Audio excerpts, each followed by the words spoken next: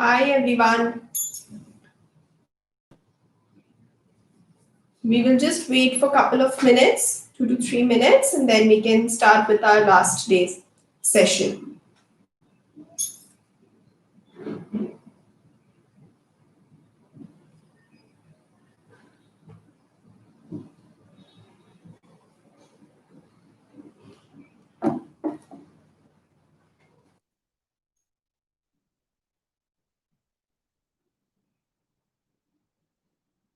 So we will wait for people to join in.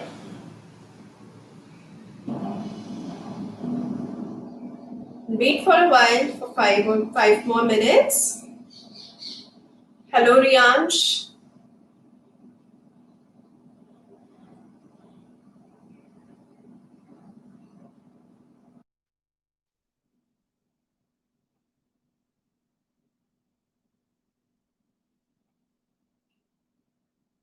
Hi, Gia.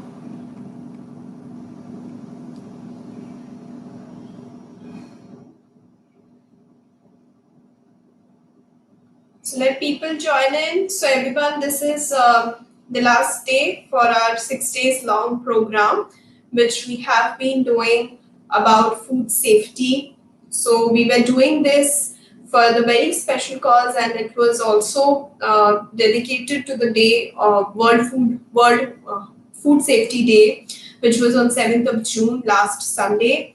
And that is why we had conducted this week-long program to make you all aware of how we should be checking if our food is good for consumption, if it's fit for consumption, and if we can take it, if we can consume the same or not. Hi, Sai. Hello, Yashvi. Good evening.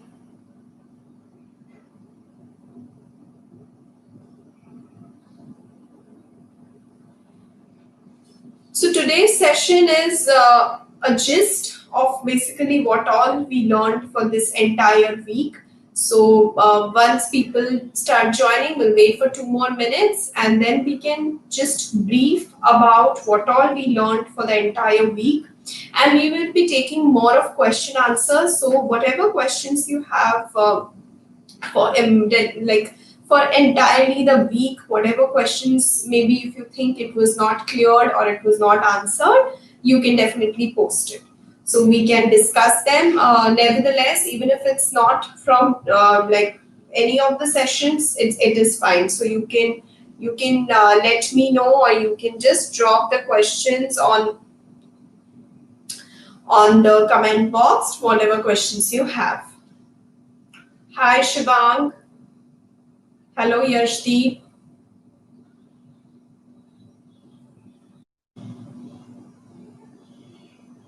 Hello, Sakshi. Yes, you all are from Beacon High School, right? So all the children who had been, I am seeing almost some 10 to 15 names, which I have been seeing every day since the first day. Very good to see you all so dedicated to learn something new and to understand something which is really important in this time. So very good that you all had been joining the entire session. We will be posting the quiz. We will be mailing it to you on Monday, and you can answer the quiz. Lucky winners will be HappleyFit Kids packages as well. So we will, once we share the quiz, you will be notified. So this will be on Monday.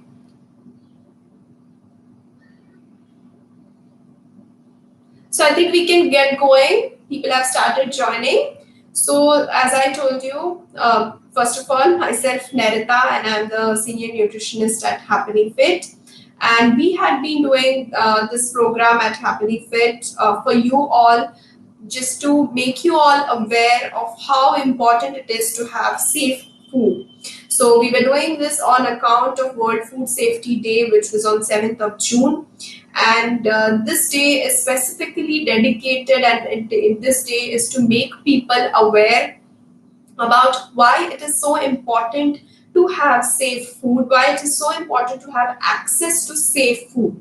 If you're not having a safe food, it can harm you rather than doing anything good to your body in a wrong way itself. So it's very important for us to understand why and how we can check if whatever we are consuming is good or not. So yeah. So in this week-long program, we have covered a number of topics. So we will be just briefing. I'll be just giving you a 1 minute brief of each of the topics, so everyone can have a thorough of it and can understand why we should be taking care. So first, if we pick up the milk and milk products day, we understood about if we are taking a milk from a milkman, or if you are taking a milk from directly from vendors, or you're taking a packaged milk, how you need to check it, how in the time of COVID-19 outbreak, pandemic outbreak, we have to take care that whatever we are getting from outside, we are not indulging, or we are completely preventing any kind of surface contamination from milk packet or from the milk that you're getting. If it's directly from the milkman, you don't have that option, but make sure you're boiling it well. When we boil it in this season, when it is still hot in most of the parts of India, try to boil the milk as soon as you get it to room temperature, and then you store it. Storing again is very important. Try to not store the milk with any raw product, raw ingredients in the refrigerator, because it might show any kind of cross contamination and it can spoil the milk easily. We also learned about the techniques of food adulteration. You can go back, whoever has missed or not seen the videos, you can go back and check the video. The food adulteration of milk and milk products is in the second day's video. Along with the fruits and vegetables, we had completed it, so you all can check it. Coming to fruits and vegetables, we learned how we should be using our senses, how we should be checking if the fruits and vegetables are good for consumption or not. We should be consuming it or not. We should be checking it, and we should be checking for any marks, dents, or any overripened fruits or veggies. We should not be taking them. Again, while we come back home, we must be cleaning the fruits under running cold water, because that's important. But at the same time, you don't need to use any detergent, any soda bicarb, or any sanitizing liquid to sanitize or clean your fruits and vegetables. Then again, if you're storing the fruits and vegetables, make sure that you're storing them properly. Vegetables like green leafy vegetables, you should not be washing them and storing them. It will get spoiled. Take it out, and then you can when you're cooking it, you can wash it thoroughly, cut it, and then you can cook it. Again, if you're storing any leftover vegetables, make sure it gets to the room temperature, and then you store it. Also, do not use cut fruits or cut vegetables. Do not keep it cut for a long time. They lose the nutrients. They also get black, which is they get oxidized, which is not good for our body. Then we talked about preserved food or packaged food, why it is important, or why how we can see what all things we need to see for any packaged food. First is manufacturing date, second is expiry date, and third is the FSSAI license, which you need to check. Also, try to always check for the sodium, sugar, and the oil in them. It should not be exceeding, and it should not be very high. Try to refrain from anything which has very high amount of sodium or sugar or oil in them. Make sure you're not consuming them. Or even if you are, it should be very seldom. That means it should be rarely that you consume in your diet. Also, we learned about the refrigeration technique. So going ahead, I'm anyways explaining you or just briefing you about where all we should be keeping what in the refrigerator. So that's something which is very important. You have to take care that you do not store anything which might get spoiled quickly in the door of refrigerator. Because of frequent opening and closing of the door, the food products might get spoiled. Keep whatever can be kept and does not really grow microorganisms on them very fast can be stored in the door of the refrigerator. Like spices, condiments, sauce, ketchup, all of that already has a lot of preservatives in them. So you can, if you're using, try to not use it definitely in more amount, but if you're using them in less amount, you can store them in the door of the refrigerator. Then we learned about cereals and pulses, and we also learned about what we can do with what we should be checking for if we are taking fish, meat, and poultry, which was our yesterday's topic. For cereals and pulses, you need to check if there are any insects or spider webs which might start forming in them, worms which might start forming. For storage of cereals and pulses, it's very important that they are kept away from moisture. Make sure there is no moisture that goes into it. It will spoil your cereals and pulses. Also, when we are talking about non-veg products, meat and poultry, you have to check that the meat and poultry or fish that you're getting is stiff enough. It should not be very loose or it should not be very flexible. When you're getting meat or chicken, try to get it cut in front of you instead of a pre-cut meat or poultry. It might be stale, it might be kept there for a long time, and there might be microorganisms which might start growing in there.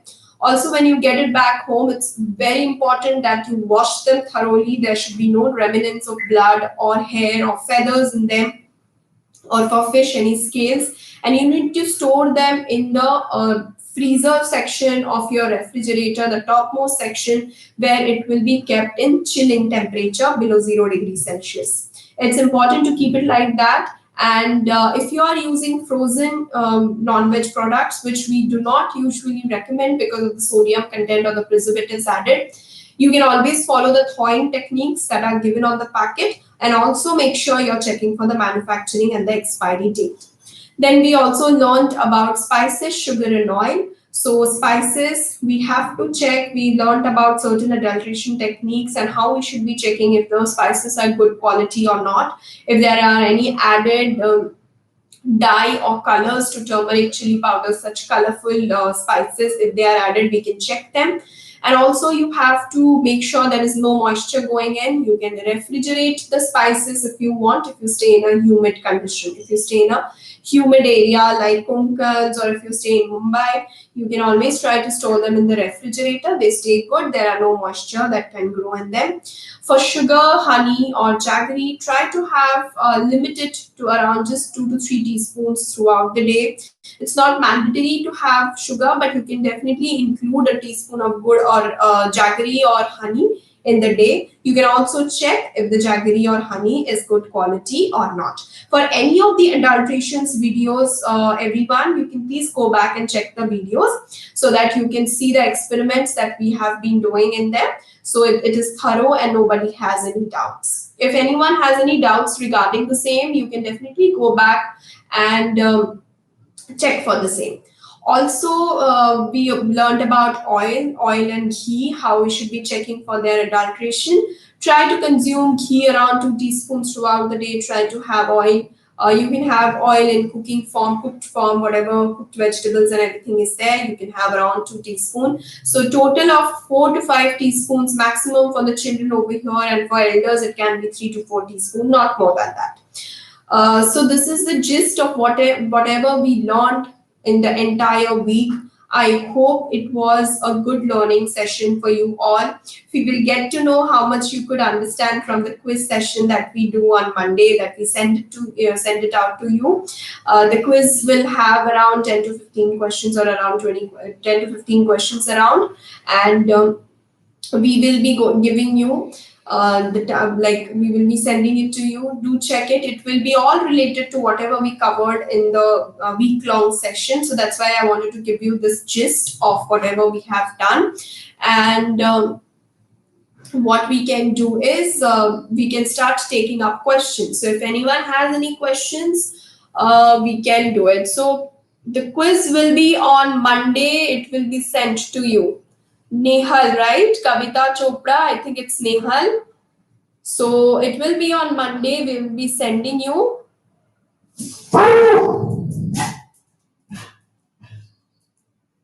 We'll We'll be sharing the quiz on email. We have been responding.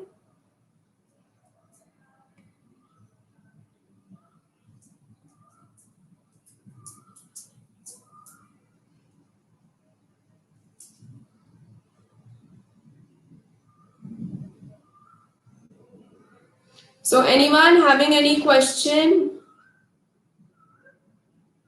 Any questions today?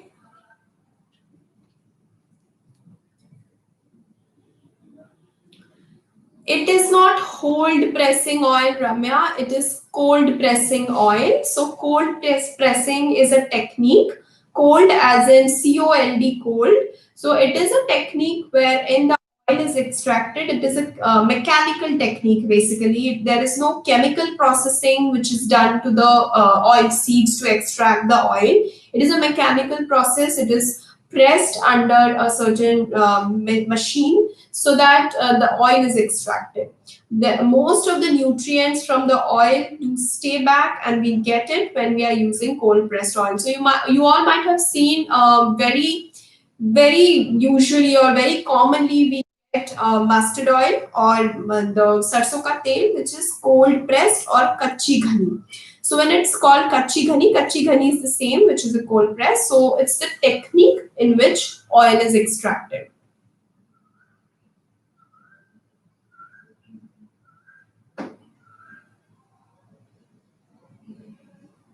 Hello, Paranta. It's very good to see that you have you had a learning, and it's really overwhelming to see that. You can definitely post a feedback. You can write it down on the website as well. You can post about the feedback on the website.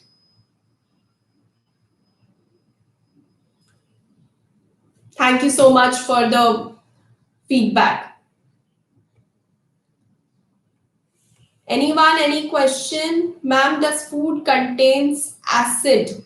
Which food particularly can you tell me? Which you want to know? Food does contain acid in them.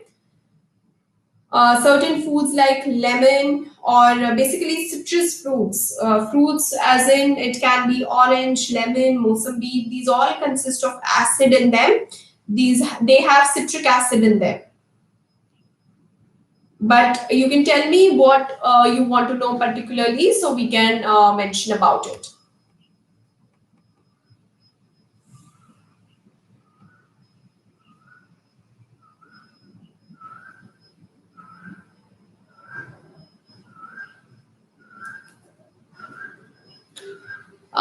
Is Gond Katira? I am not sure what it is. Can you give me any other name for it? What is Gond Katira, Kamalpreet? Fast food.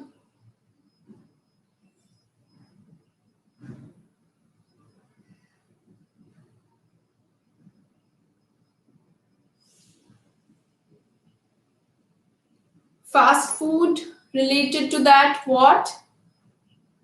So we will wait for 5 more minutes for the questions. Anyone has any questions, please do start putting on so that we can address.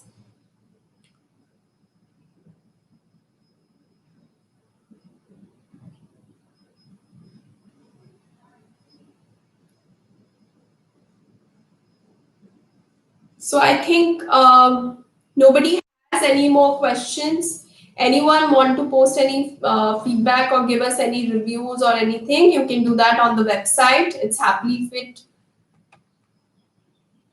You can type it on the Google as well. You will be able to find it.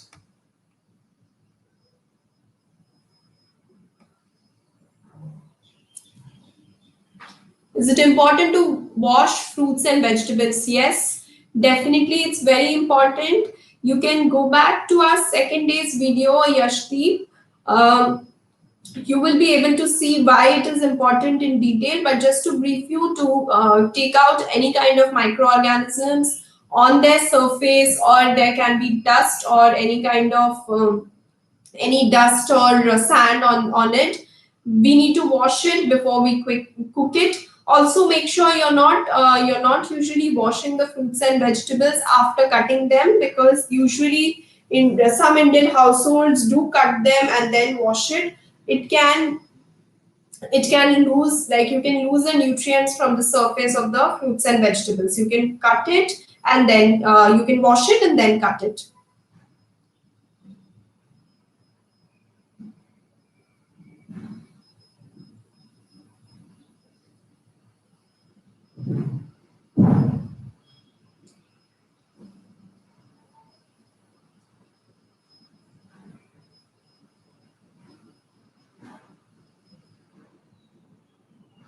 Does fast food contains acid? Fast food, I'm not really sure about what you're trying to ask. Acid can only be there in certain foods, like I told you, citric acid, which is there in our citrus fruits, and it is also usually there chemically. There are certain, like apple can be converted into acid after fermentation. There can be apple cider vinegar or any other vinegar as well, natural or synthetic vinegar, which might have acid. Not all foods have acid in it. Usually fermented food, like for example, even curd has certain kind of acid.